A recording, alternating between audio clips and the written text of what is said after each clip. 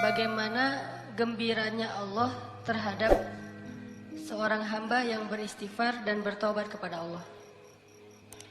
Lebih daripada gembiranya seorang laki-laki yang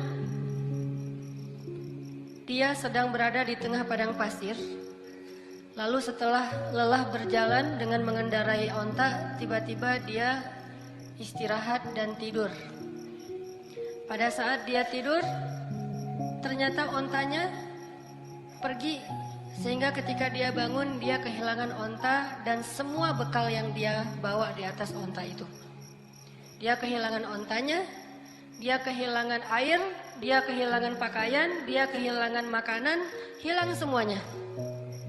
Sehingga pas dia bangun dari tidur dia tidak mendapati ontanya dan dia kemudian panik mencari ke sana kemari sampai kemudian dia lelah dan tidak menemukan ontanya itu.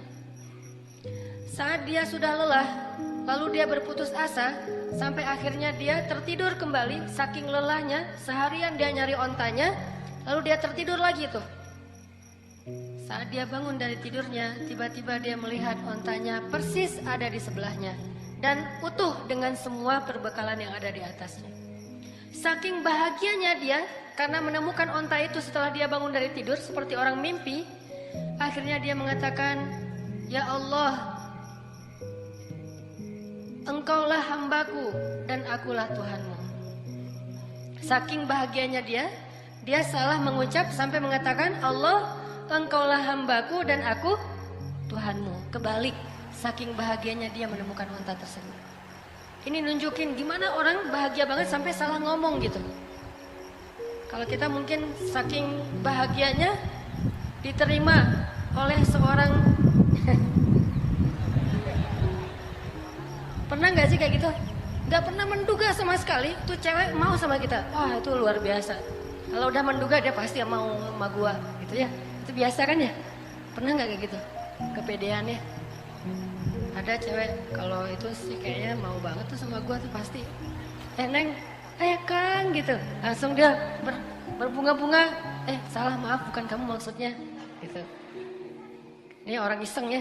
Tapi ada cewek yang kita tuh kayaknya nggak bakalan bisa, nggak bakalan mungkin jadi suami dia, nggak mungkin dia mau mencintai kita, nggak mungkin dia mau memberikan hatinya kepada kita. Tiba-tiba entah gimana ceritanya, mimpi apa kita semalam, tiba-tiba pas besoknya dia ternyata mau menerima atau membaca nge-read WA kita.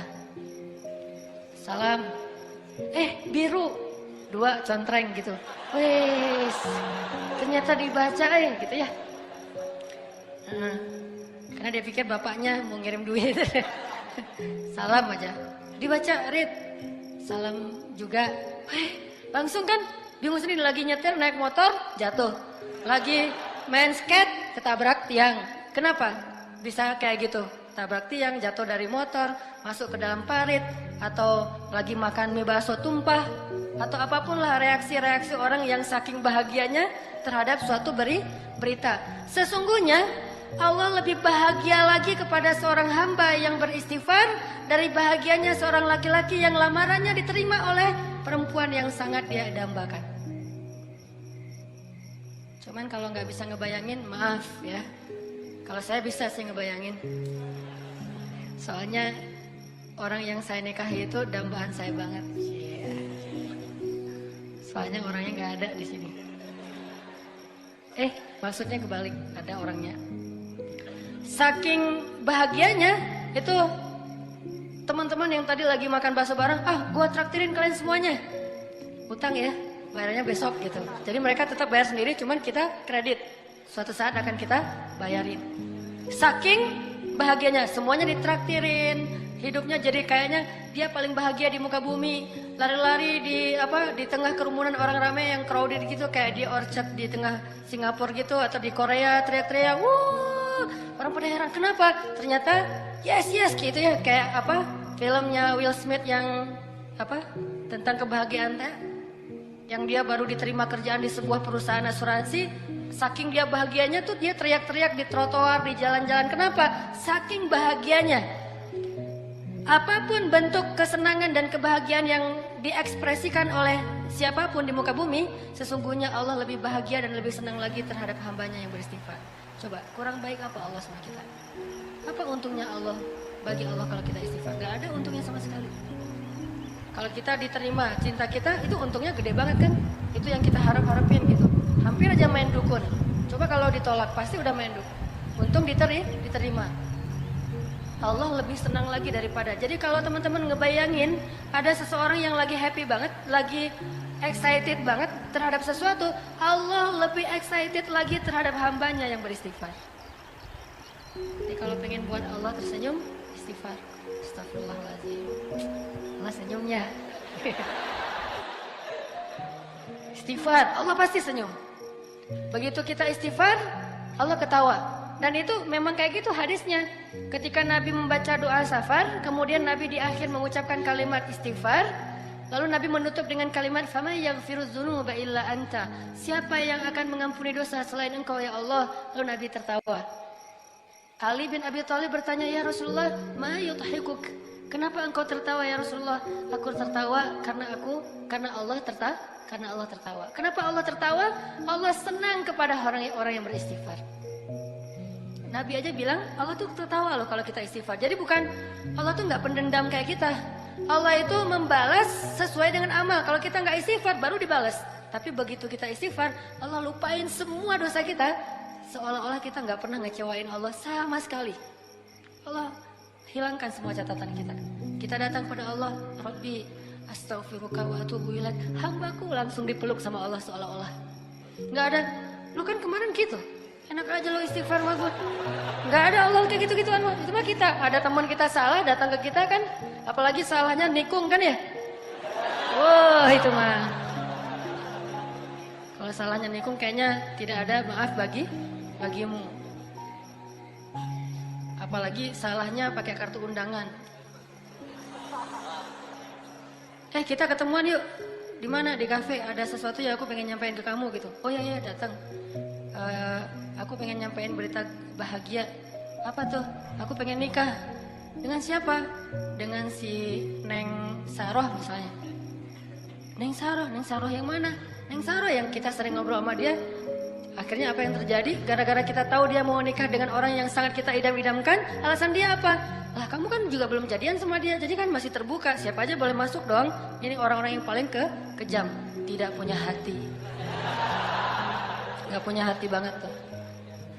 Jadi teman makan teman. Coba kita pernah nggak mengkhianati Allah Subhanahu Wa Taala? Allah yang ngasih nikmat, syukurnya ke makhluk. Allah yang ngasih kebaikan untuk kita, ngasih jalan keluar, nolongin kita dalam masalah. Giliran yang manggil Allah kita nggak datang. Giliran yang manggil makhluk kita datang.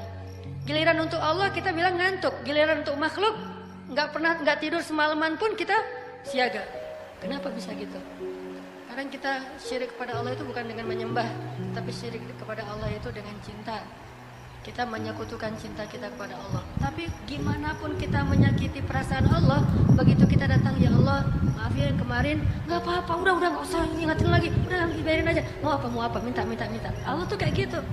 Cuma bilang maaf ya yang kemarin, astaghfiruka wa atubu ilaik. Coba kalau manusia digituin, maaf yang kemarin, maaf. Setelah semua yang kamu lakukan itu maaf.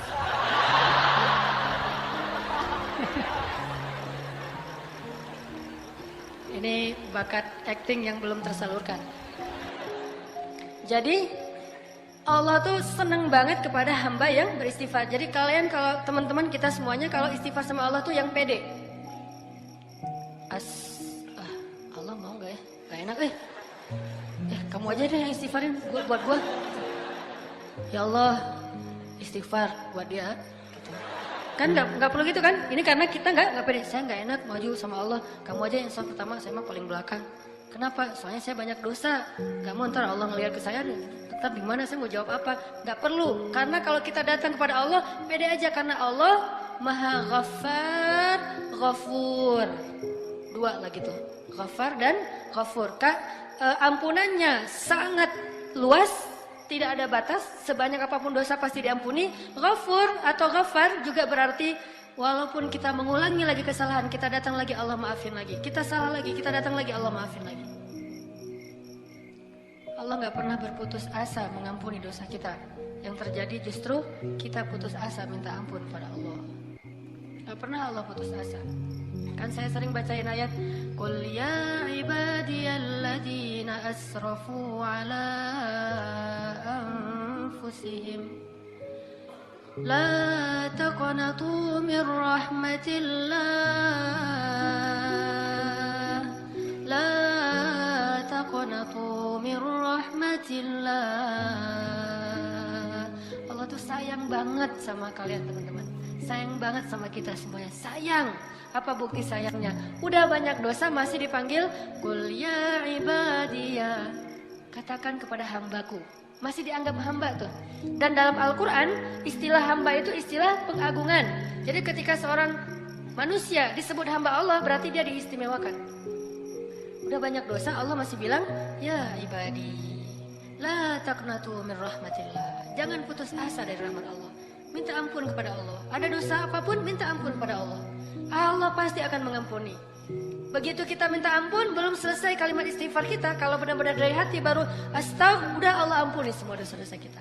Seolah-olah kalau kita mau ngucapin astagfirullahalazim, baru kemudian meninggal, Allah nggak akan bingung. Dia tadi ngucapinnya astagfirullah atau astaga ya? Gak pernah Allah gitu. Tadi kan itu bisa astaga, bisa astagfirullah kan gitu kan ya? Nggak mau Allah kayak gitu. Allah tahu alimun bidzati sudur. Hambaku itu udah beristighfar. Ya Allah, tapi belum sempurna kalimatnya. Gak masalah. Karena Allah tidak melihat dengan apa yang kita lakukan atau apa yang kita tampakkan, tapi Allah melihat apa yang kita simpan di dalam hati. Istaghfiru rabbakum. Minta ampun pada Allah. Tapi dosa saya banyak banget ya Allah. Innallaha yaghfirudz dzunuba jami'a. Allah ngampuni semua dosa. Tapi saya pernah syirik ya Allah, jami'a. Saya pernah durhaka sama orang tua ya Allah, jami'a. Saya pernah mencuri ya Allah, jami'a. Bahkan saya dulu sering berzina ya Allah, gimana akan diampuni? Yaghfirudz dzunuba jami'a. Gak ada yang gak diampuni.